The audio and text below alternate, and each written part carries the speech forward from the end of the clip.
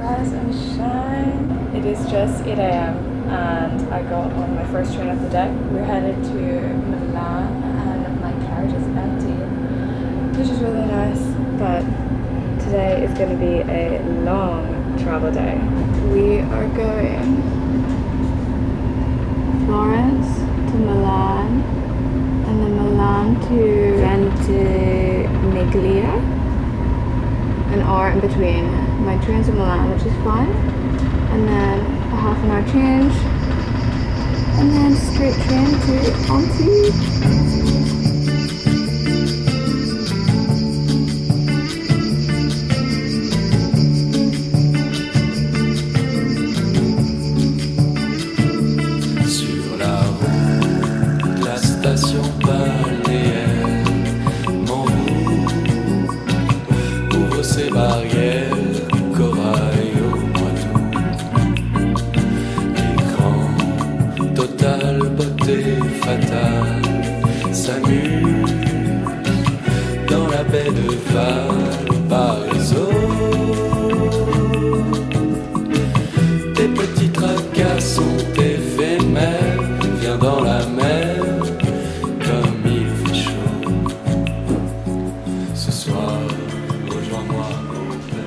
Let me give you a little room tour of the bedroom.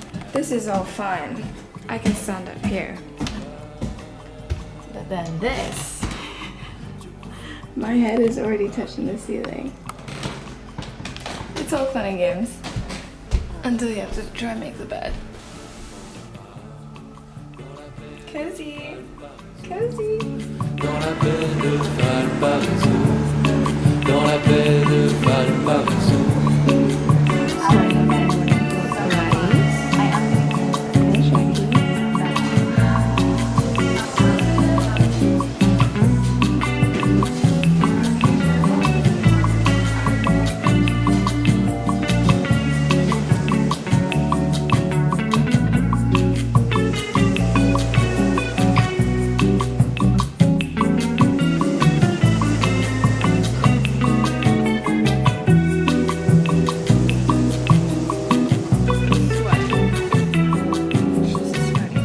I think 2 months of living in Italy, not really eating super well, drinking a lot, having no routine-ish, hasn't been great for me. So I need to get back on track.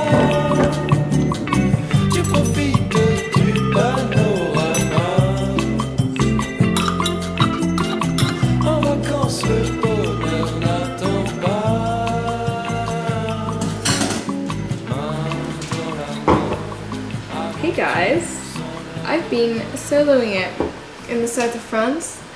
I'm in Antibes. I've taken the past few days to just read and swim and chill a bit. This is my first time staying in the south of France and it's actually just worked out so lovely. I'm staying in Antibes, so there's like supermarkets and cafes nearby. There's Picasso Museum. And if I wanted to, you know, travel the coast, I can like go to the train station. It's only a 5-minute walk away. So would highly recommend for solo traveling. I've been going to this beach. Oh, so stunning. It's called Billionaire's Bay, which, you know, we're just manifesting for the future. Not that I want to be a billionaire, don't believe in that. But the water is crystal clear and it's been really quiet. It's nice to be back in France and practicing a little bit of my French again. Though I will say it's a little bit rusty. I had a conversation with a man by the bus stop yesterday and I was really trying, and then he just started speaking to me in English and I was like, no, please talk to me in French because I'll understand you. It's going to take me a while to reply. But he was really nice. Anyway, today I'm going to take you along. We're going to go to the same beach, but maybe walk around the coast a little bit. It's still kind of early, so I hope it'll be nice and quiet. It's so funny. The Airbnb host, whose apartment this is, she's a London lady, and the taste in books is gas, like typical English holiday quick read, like the thrillers, the romances. I mean, I haven't read any of these, so I can't actually judge, but at least they're all in English, and you know, I can go through them if I want. I actually find Atonement, so this was my choice, and I've seen the movie, of course, but never read it. It's going really well. This Airbnb. So much space to frolic and do activities. It was also really cheap. I'll leave it linked down below. So we're on the home stretch back to London. I'm thinking I'll be back in London like next week. I'm just gonna be here and then in Paris for a little bit. It's really interesting seeing how much has changed in the past few months. Like before I left London, I was convinced that I was probably gonna come back, probably gonna get another flat somewhere.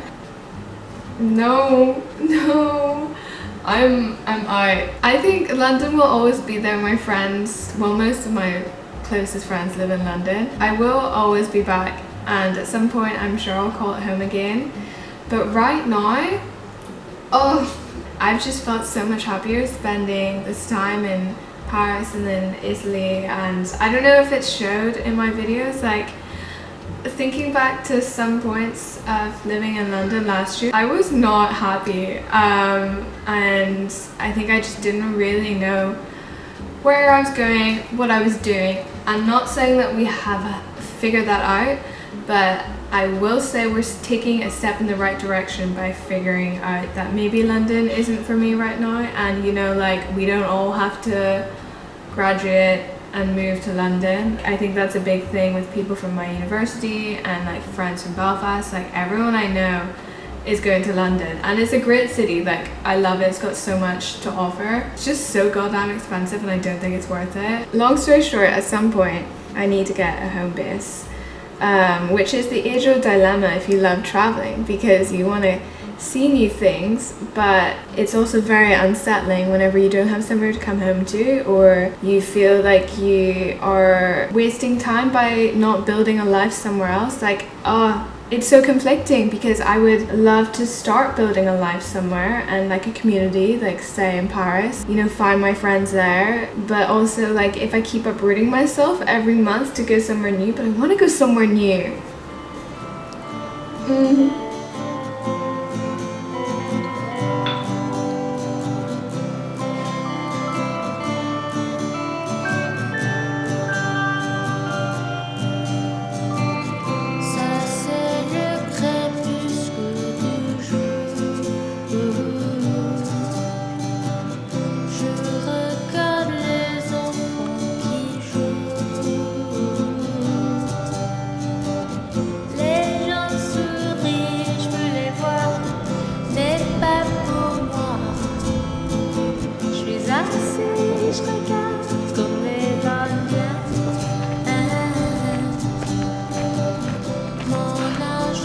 It's not surprising that so many artists were deeply inspired by the south of France, like Matisse, Picasso, Cézanne, Signac. I feel like even Monet came down. It's so beautiful.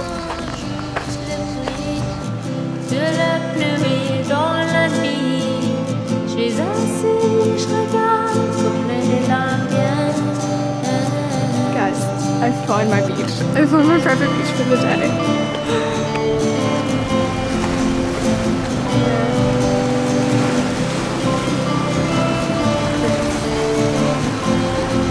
I want to be right down there.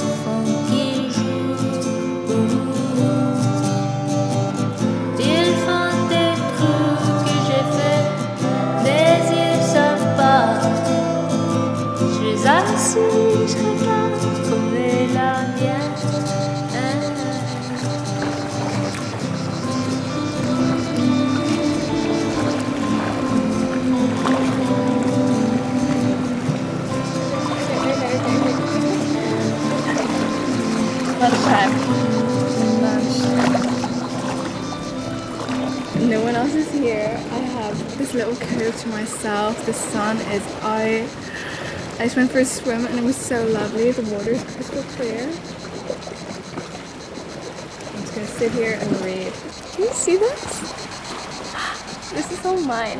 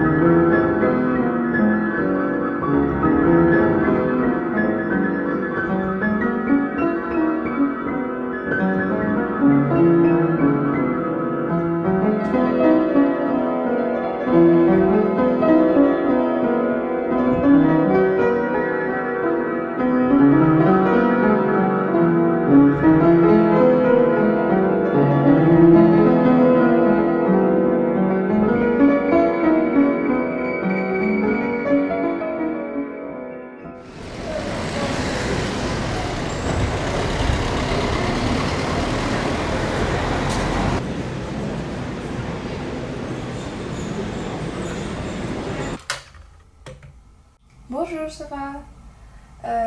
Est-ce que je peux commander sur cet étage pour 305? Alright. Bonjour. Welcome back to Paris. What a bougie end to my trip. Okay, no, like, I don't do this. I don't book hotels and I don't order room service, but I thought I thought that I deserved it. We just got a very simple petit déjeuner. J'ai le granola avec les fruits et du yaourt. Yaourt. And then juste les tartines avec du beurre, la confiture et d'avocat. So I bookended my trip in Paris mainly because the Eurostar is here and it's so much more efficient than flying and like just easier. You get from Paris Gare du Nord straight to King's Cross in like 2 hours. I feel so lucky that I've been able to experience all these different cities and kind of trial them out for a few weeks or a few months in Florence. And I don't know why I feel weird saying it, but I actually feel really happy in Paris and it feels so great to be back. And I've been able to say hi to some of the people that I met back in May and June, and it just really feels like a possibility that I could live here and I could have a community here. I think the past few months have just taught me that there are so many possibilities in every single place. Home might be somewhere you never thought it would be, and it's okay if you want to change it up. There will always be people for you, whether there's a language barrier, whether there's a cultural difference. Human nature is to always, you know, find companions, and you'll find that all over the world. And I just hope that I can continue doing this and sharing my story and other people's stories, and I don't know, maybe take it into more like documentary stuff. I don't know, I'm just like I'm just word vomiting. Anyway, I just woke up. Girl needs her coffee and her food and she's gonna see Paris.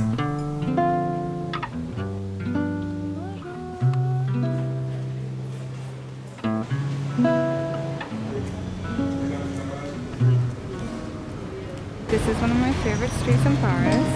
They have a wine bar, a fish shop, a vegetable shop. Les meilleurs croissants, t'as pas eu? Meilleur croissant. Meilleur croissant. Oui. I had this before, they were also really good. Quite sweet. There was someone who... Le blues de Paris envahit. Le blues de Paris revient. Mais le blues de Paris Le blues de Paris m'envahit. Le blues de Paris m'envahit. Le blues de Paris. Le blues de Paris.